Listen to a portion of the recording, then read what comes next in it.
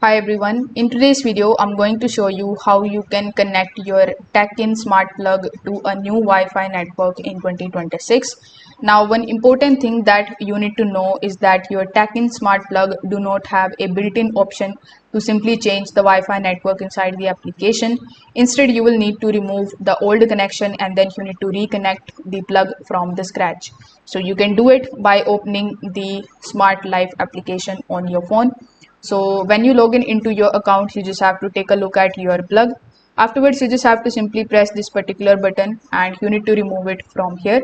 Then when you have done that, you just have to simply locate the power button on top of your Teckin Smart Plug.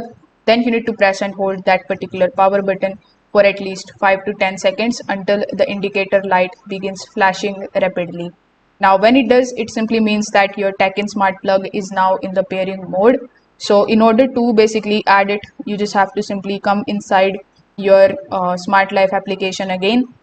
Then press the plus button on the top right hand corner, tap on the option of add device. Then you need to choose your electrical outlet or socket and begin adding the new device. So when prompted, you need to make sure that your phone is connected to the 2.4 gigahertz Wi-Fi, and then you need to simply provide the Wi-Fi password as well and follow further instructions in order to basically power on the plug successfully.